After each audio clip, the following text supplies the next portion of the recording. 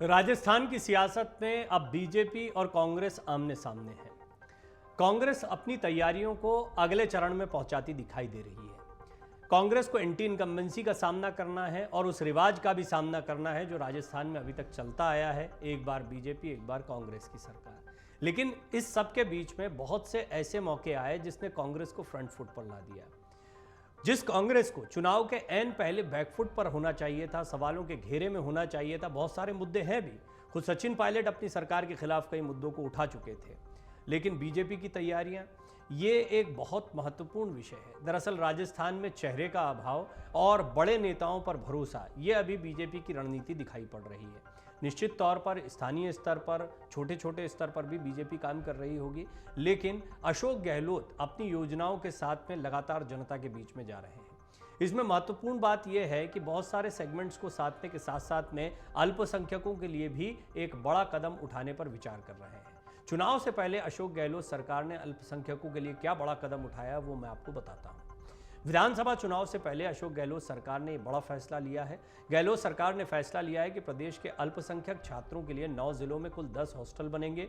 वहीं सरकार का कहना है कि प्रदेश में अल्पसंख्यक समुदाय के विद्यार्थियों को बेहतर तालीम मुहैया कराने के लिए अलग अलग जिलों में छात्रावास खोलने का काम शुरू होने वाला है। इतना ही नहीं, जयपुर के मानसरोवर में कामकाजी महिलाओं के लिए छात्रावास और जोधपुर में अल्पसंख्यक नागरिक सुविधा केंद्र बनाया जाएगा।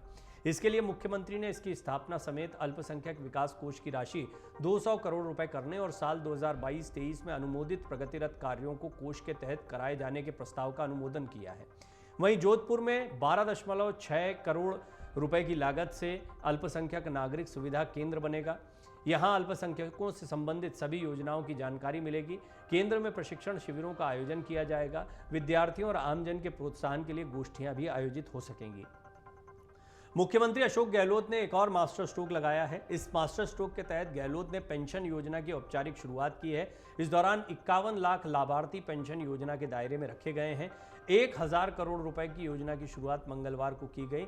वहीं सरकार ने सभी सामाजिक सुरक्षा पेंशन में बढ़ोतरी की है, जो अब 1000 रुपए न्यूनतम पेंशन हो गई है। आपको बता दें कि गहलोत सरकार ने इस फैसले को मजबूत जिलों में लिया है। दूदू को नया जिला बनाया गया है। किशनपुर विधानसभा सीट पर अभी कांग्रेस का कब्जा है। भरतपुर, बारां, अजमेर और बूंदी के साथ ही साथ चूरू पर सरकार ने पूरा फोकस किया है, क्योंकि ये जिले कांग्रेस के लिए खास है। आपको बता दें कि लंबे इंतजार के बाद हाल ही में कांग्रेस की प्रदेश कार्यकारिणी घोषित कर दी गई। पार्टी के राष्ट्रीय महासचिव केसी वेणुगोपाल ने सोमवार देर रात को 48 महासचिव, 21 उपाध्यक्ष, 121 सचिव, 25 जिला अध्यक्षों के साथ कोषाध्यक्ष की नियुक्तियां की है। कांग्रेस संगठन में नियुक्तियों की जंबो लिस्ट जारी होने के बाद राजनीतिक गलियारों में चर्चाएं हो रही हैं कि संगठन में किसका पलड़ा भारी रहा। चूंकि प्रदेश में अशोक गहलोत और सचिन पायलट गुट में लंबे समय से खींचतान चल रही है, ऐसे में लोग नई नियुक्तियों की सूची में गहलोत और पायलट के कट्टर समर्थकों के नाम ढूंढ रहे हैं। यह भी कहा जा रहा है कि गहलोत गुट को नई कार्यकारिणी में पायलट गुट से ज्यादा तवज्जो दी गई है।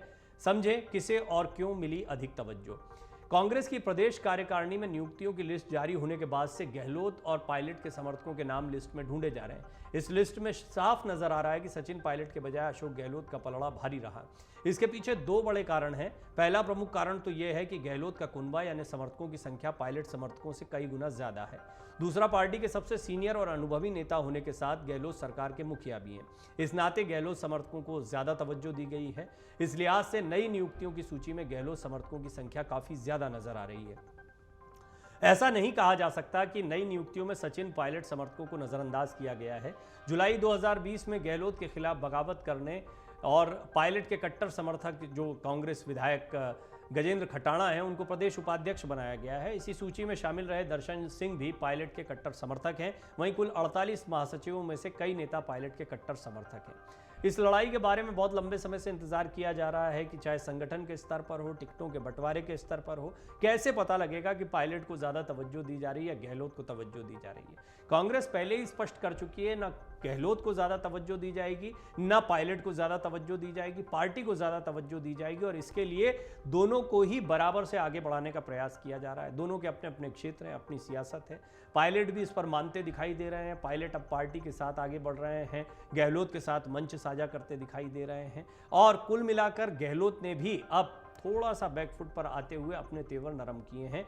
खासतौर पर तब जब मल्लिकार्जुन खड़गे स्पष्ट तौर पर कह चुके हैं कि युवाओं की आकांक्षाओं का भी ध्यान रखना चाहिए। इस सब के बावजूद ये बात तय है कि लोग इंतजार कर रहे हैं कांग्रेस किस तरीके से, किस चेहरे को ज़्यादा ताकत के साथ में चुनावी मैदान में उतरने जा रही है। एक तरफ तो आपको अशोक गहलोत दिखाई देते हैं जो सिटिंग एमपी हैं, सरकार का चेहरा, ऐसा माना जाता है कि मुख्यमंत्री ही चुनाव में दोबारा उतरता है। तो दूसरी तरफ सचिन पायलट हैं, पहले अध्यक्ष रह चुके हैं, पहले चेहरा भी रह चुके हैं, एक बार फिर चेहरे के तौर पर उनको आगे किया गया है, उनकी मांगों को माना गया है, पार्टी उनको तवज्जो दे रही है, युवा उनको पसंद करते हैं। उनका क्या प्रदर्शन रहेगा इसके बाद आगे वो भी मुख्यमंत्री बन सकते हैं, इस बात को खुला रखते हुए बिना किसी चेहरे को घोषित किए हुए कांग्रेस आगे बढ़ रही है।